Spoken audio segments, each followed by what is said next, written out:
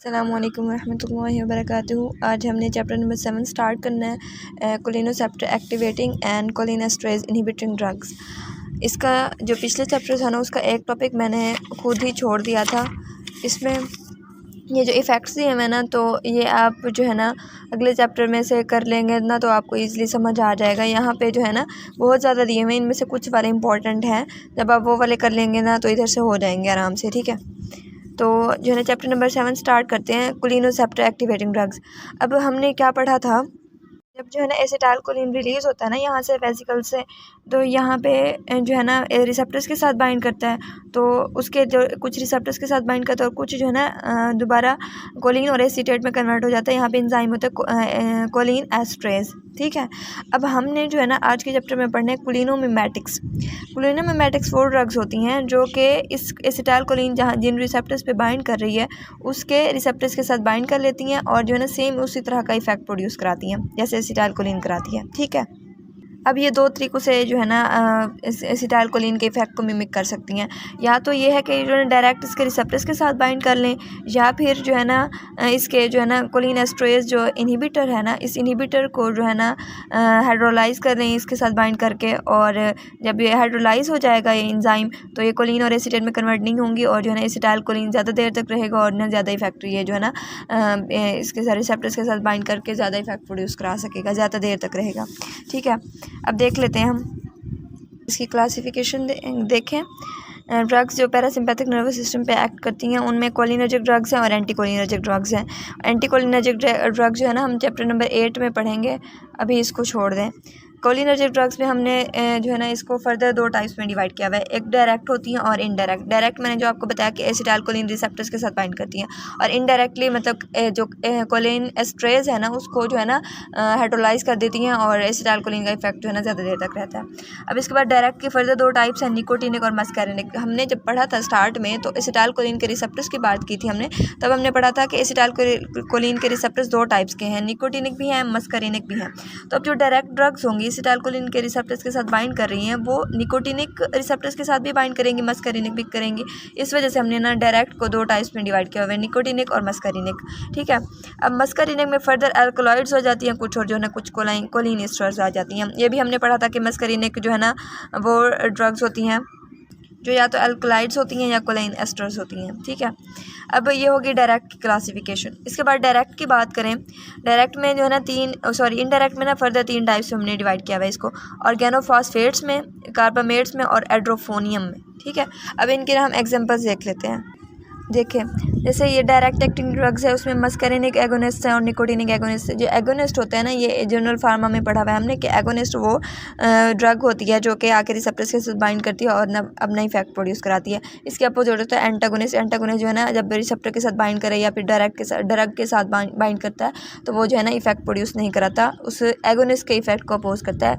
खैर, ये जो है ना डायरेक्ट एक्टिंग ड्रग्स में मस्कैरिनिक एगोनिस्ट होंगे या निकोटिनिक एगोनिस्ट होंगे। अब मस्कैरिनिक एगोनिस्ट में प्रोटोटाइप जो है ना एसिटाइलकोलिन है, निकोटिनिक में भी एसिटाइलकोलिन है।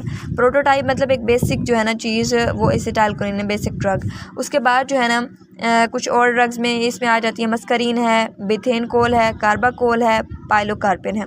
तो इन सब में ना कोल आ रहा है, तो आपने इसको ऐसे याद रखना है, कोलिन है तो कोल इधर आ रहा है, ठीक है, ऐसे याद रखना है। मस्करीन तो वैसे ही याद रहेगी कि जो है ना मस्करीनिक एगोनिस्ट है।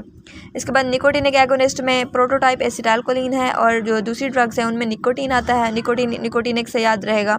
कार्बाकोल आ गया, सक्सिनाइलकोलिन, कोलिन भी हमें याद रहेगा कि सक्सिनाइलकोलिन, कोलिन से याद रहेगा कि एसिटाइलकोलिन जो है ना इसकी प्रोटोटाइप है, ठीक है।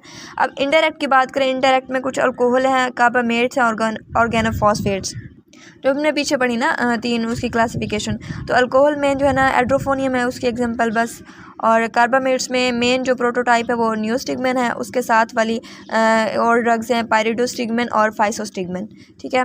इसके बाद ऑर्गेनोफॉस्फेट्स की बात करें तो उसमें प्रोटोटाइप जो है ना पैराथायोन है, और जो बाकी ड्रग्स हैं उनमें मेलाथायोन और सैरिन आ जाता है।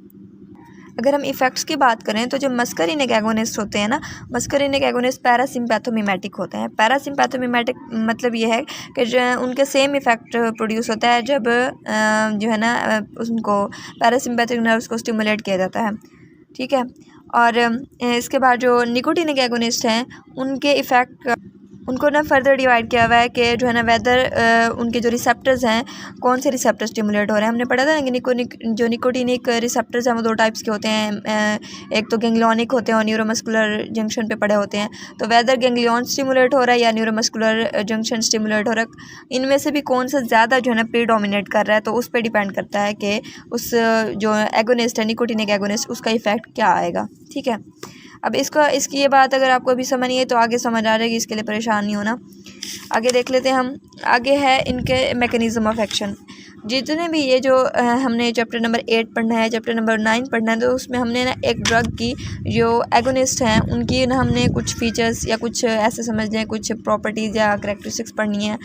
वो अब जो है ना इन सारे ड्रग्स की हमने ये पढ़नी है, इनके हेडिंग्स। एक तो क्लासिफिकेशन पढ़नी है प्लस एग्जांपल्स, उसके बाद मैकेनिज्म ऑफ एक्शन पढ़ना है, उसके बाद इफेक्ट्स ऑन वेरियस ऑर्गन्स पढ़ना है, इसके बाद इनके क्लिनिकल यूज़ और इनकी टॉक्सिसिटी पढ़नी है। ठीक है, तो उसमें हम पहला देख लेते हैं मैकेनिज्म ऑफ एक्शन। जो मैकेनिज्म ऑफ एक्शन है ना उनमें अब मस्करीनिक मैकेनिज्म और निकोटिनिक मैकेनिज्म, क्योंकि रिसेप्टर्स यही 2 टाइप्स के हैं तो एगोनिस्ट भी यही 2 टाइप्स के होंगे, मस्करीनिक एगोनिस्ट और निकोटिनिक एगोनिस्ट, और फिर इनके मैकेनिज्म्स भी ऐसे ही होंगे। अब ये जो थ्योरी दी हुई है अगर ये ना भी पढ़ें आपको समझ लें कि मैकेनिज्म इसका कैसे हो रहा है तो इट्स मोर देन इनफ। ये देखें यहाँ पे ना टेबल दिया हुआ है, देखें यहाँ पे बहुत अच्छा दिखाया हुआ है M1 M3 और M5। ये जो रिसेप्टर्स है ना इनके ये जो है ना जी प्रोटीन्स कपल्ड रिसेप्टर्स हैं और ये GQ प्रोटीन्स के थ्रू एक्ट करते हैं। मैंने GQ प्रोटीन का आपको बताया था कि जो है ना GQ प्रोटीन के जो है ना ये फॉस्फोलाइपेज C को एक्टिवेट कराता है और वो जो है ना IP3 और जो है ना डैग में कन्वर्ट हो जाता है। जैसे देखिए कोई एगोनिस्ट आके जो है ना जी प्रोटीन कपल्ड रिसेप्टर्स के साथ आके बाइंड किया, उस वजह से क्या होता है कि इसके 3 सेगमेंट्स होते हैं, 3 यूनिट्स होते हैं, अल्फा बीटा और गैमा। तो जो है ना बीटा गैमा अलग हो जाते हैं, अल्फा अलग हो जाते हैं, तो फिर ये जाके एडिनाइल साइक्लेज को एक्टिवेट कराते हैं, उससे ATP जो है ना CMP में कन्वर्ट हो जाता है, फिर वो जो है ना प्रोटीन काइनेज A को एक्टिवेट कराता है और फिर वो प्रोटीन की फास्फोरिलेशन और सेलुलर रिस्पॉन्स हमने पढ़ा हुआ है। तो इसमें GQ प्रोटीन में थोड़ा डिफरेंस ये होता है कि यहाँ पे एडिनाइल साइक्लेज को एक्टिवेट करा रहा था ना, जो ये सेपरेट होकर आया था सेगमेंट, जबकि जो GQ प्रोटीन होता है उसमें जो है ना यहाँ पे फॉस्फोलाइपेज C को एक्टिवेट कराता है और वो फॉस्फोलाइपेज C जो है ना IP3 और डैग में कन्वर्ट हो जाता है। जो डैग होता है ना डाइसल्ग्लिसरॉल, वो क्या कराता है प्रोटीन काइनेज C को एक्टिवेट कराता है। यहाँ पे A है ना तो वहाँ पे C को एक्टिवेट कराते हैं और वो जो है ना फर्दर फास्फोराइलेशन कराती है और जो है ना सेलुलर रिस्पॉन्स। और जबकि जो IP3 है वो जो है ना कैल्शियमाइंस के जो है ना उसको रिलीज़ को जो है ना इनिशिएट कराता है। ठीक है, और ना स्मूथ मसल्स की कॉन्ट्रैक्शन होती है।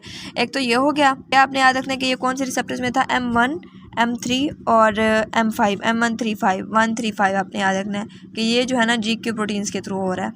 अब इसके बाद जो है ना GI प्रोटीन्स के थ्रू हो रहा होता है कुछ जो है ना मैकेनिज़्म।